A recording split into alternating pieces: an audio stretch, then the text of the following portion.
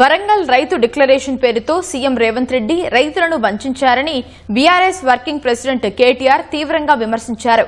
కాంగ్రెస్ అధికారంలోకి వచ్చి 2 ఏళ్లు దాటినా ఎన్నికల హామీలను నెరవేర్చడంలో విఫలమైందని ఆరోపించారు.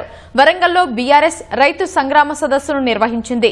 రైతు భరోసా నిధులు వేయకపోవడం వల్ల అన్నదాతలు ఇబ్బందులు పడుతున్నారని కేటీఆర్ పేర్కొన్నారు. ధాన్యం సేకరణలో జాప్యం కారణంగా కొనుగోలు కేంద్రాల వద్దే రైతులు ప్రాణాలు కోల్పోతున్నారని, ఇవన్నీ ప్రభుత్వం చేస్తున్న హత్యలని విమర్శించారు. గత ప్రభుత్వంలో రైతులను కేసీఆర్ కంటికి రెప్పలా కాపాడుకుంటే కాంగ్రెస్ మాత్రం కరోనా కంటే డేంజర్ గా తయారైందని విమర్శలు గుప్పించారు. 100 గొడ్లను తిన్న రాబందు గోపూజ చేసినట్టు వరంగల్ రైతు డిక్లరేషన్ అని చెప్పి ఒక పత్రాన్ని విడుదల చేసినారు. 34 హామీలు ఇస్తే డిక్లరేషన్ లో ఒక్కటంటే ఒక్కటి కూడా అమలు కాలే. ఇవాళ గల్లీలో ఉన్న కాంగ్రెస్ కార్యకర్త ఎవరైతే ఇంటింటికి తిరిగి ఓట్లు అడిగిండో వాడు మాట్లాడతలేడు. పోనీ ఢిల్లీ నుంచి వచ్చినోడు ఏమైనా పత్తా ఉన్నాడా అంటే వాడు మళ్ళా గల్లనే పడతలేడు. ఢిల్లీకి వెళ్ళి వచ్చినోడు రైతులు కల్లాల కాడ అవస్థల్లో ఉంటే ఇంత మోసం చేయొచ్చా? రైతును దారుణంగా వంచొచ్చా?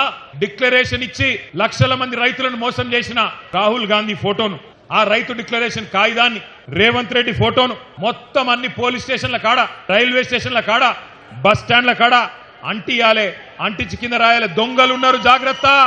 రైతు బంధు పేరు తీసేసిండు రేవంత్ రెడ్డి, రాహుల్ బంధువుని పెట్టిండు. మన పైసలన్నీ ఢిల్లీకి పంపుతున్నాడు మూటలు కట్టి. ఎందుకంటే రేవంత్ రెడ్డి రెగ్యులర్ సీఎం కాదు, రెన్యువల్ సీఎం. నెలకోసారి పోయి కప్పం కట్టి రెన్యువల్ చేయించుకోవాలి.